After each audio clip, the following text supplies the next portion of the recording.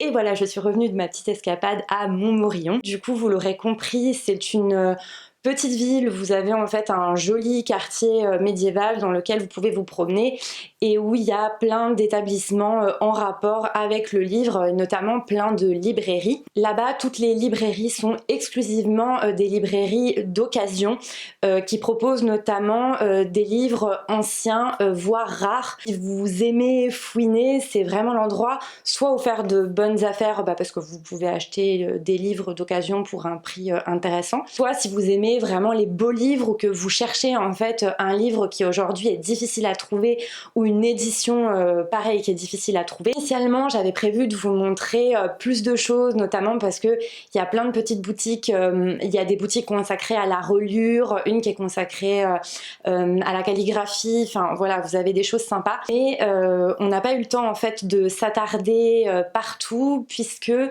j'ai passé énormément de temps dans une des enseignes sur place. En fait, donc dans Montmorillon, il y a une librairie qui est spécialisée en littérature de l'imaginaire, en fantasy et en science-fiction. La librairie qui s'appelle Les Champs de Maldoror. J'ai pris mon temps pour parcourir les rayons.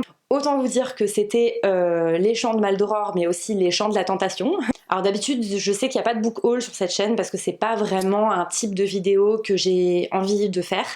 Mais là, je me suis dit que ça pouvait être sympa dans la continuité des quelques images de Montmorillon que je vous ai montrées, de vous présenter les petites trouvailles que j'ai pu faire sur place.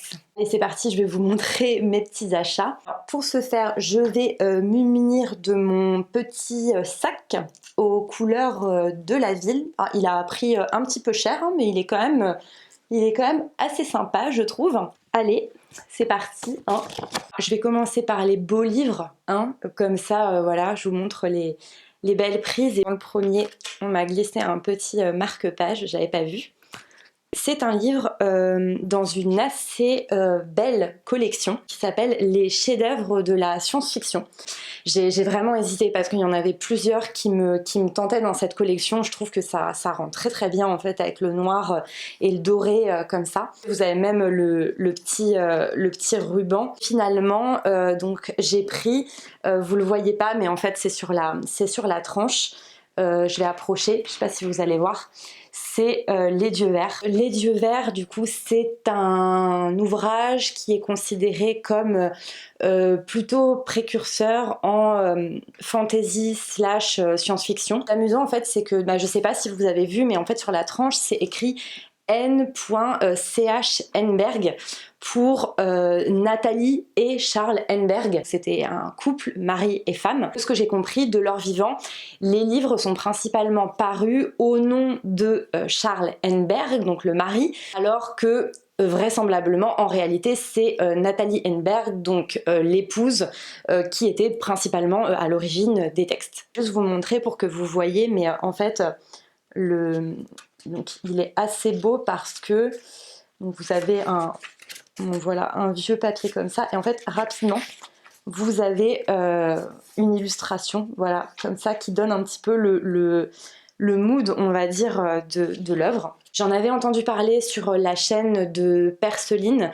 de Perce-Neige et de Barocco Lecture, puisqu'elle avait mis au programme de son club de lecture il y a quelque temps un certain nombre d'ouvrages précurseurs de la fantaisie moderne contemporaine, parmi lesquels elle avait sélectionné Les Dieux Verts de Nathalie Henneberg. À l'époque, j'avais pas forcément d'ouvrage sous la main pour participer à sa session de club de lecture, mais je m'étais bien noté en fait les titres qu'elle avait évoqués dans un coin de la tête.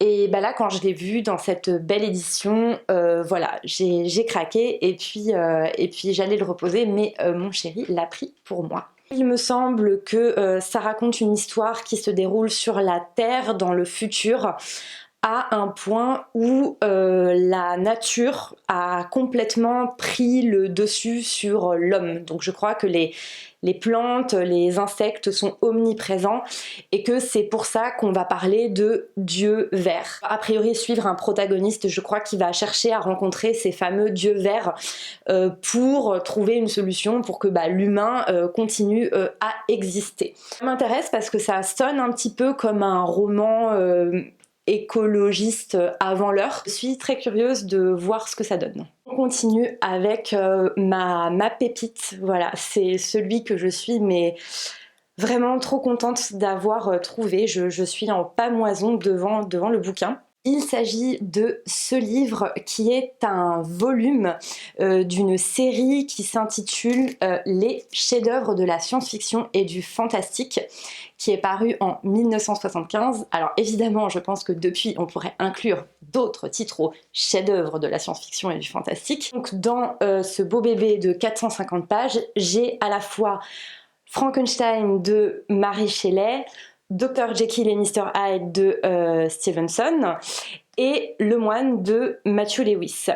Vous avez voilà comme ça une couverture qui est violette, violet, couleur du mystère, de l'imaginaire, non je sais pas, avec des belles rayures dorées. Et puis au milieu vous avez un petit robot, un peu bizarre pour le coup, et vous avez la tranche qui est super belle avec le nom de la collection et le titre. Déjà la couverture est jolie, mais en fait ce qu'il faut voir c'est l'intérieur, c'est dingue. Il y a des illustrations, c'est magnifique, enfin vraiment toutes les illustrations, les décorations dans la marge. En fait au champ de Maldoror, ils avaient d'autres tomes de cette collection et je les ai ouverts et pareil, il y avait des illustrations, des motifs absolument sublimes. Il y avait notamment un recueil de textes de Sheridan Le Fanu, dont je vous ai déjà parlé sur la chaîne, qui est l'auteur de Carmilla, autre grand texte du coup fondateur du fantastique. Trois textes, trois immenses textes, magnifiquement illustrés et présentés, donc voilà, je suis ravie. Et je continue avec un livre, alors là, attention la kitschitude de la couverture. Il s'agit de Jirel de Jouari de Catherine L. Moore. Guerrière vêtue d'une armure de morceaux de métal, voilà. Catherine L. Moore, si vous ne le savez pas, c'est considéré comme une des premières femmes à s'être faite remarquer pour ses récits de science-fiction et de fantastique. C'est une américaine qui a publié au milieu du XXe siècle. Et Jirel de Joiry, c'est un de ses livres les plus connus. Vous le devinez peut-être à la couverture, donc la particularité de ce livre, c'est que il met en scène un personnage féminin, donc Jirel de Joiry, dans la posture, de ce que j'ai compris, du classique héros d'Heroic Fantasy. Du coup ça m'intéresse parce que voilà, c'est un des premiers ouvrages en fait à faire ça, à proposer une femme en tant que principale protagoniste, et en plus une femme qui va être une guerrière. Ça m'intéresse en fait de le lire pour la perspective historique et pour comment dire,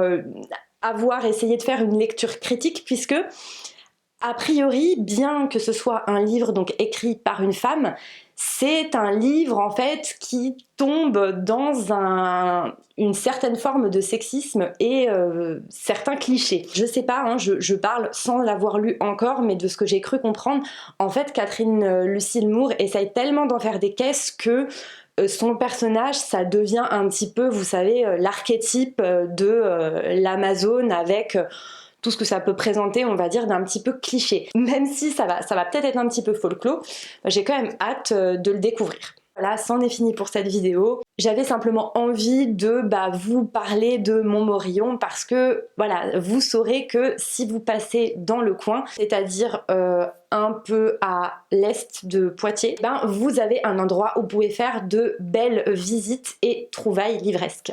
Donc voilà, là j'étais trop contente d'avoir trouvé ces 6 beaux ouvrages et j'avais envie de partager ça avec vous. Je vous laisse avec encore quelques images de mes pérégrinations estivales et je vous dis à bientôt dans une prochaine vidéo. Allez, salut!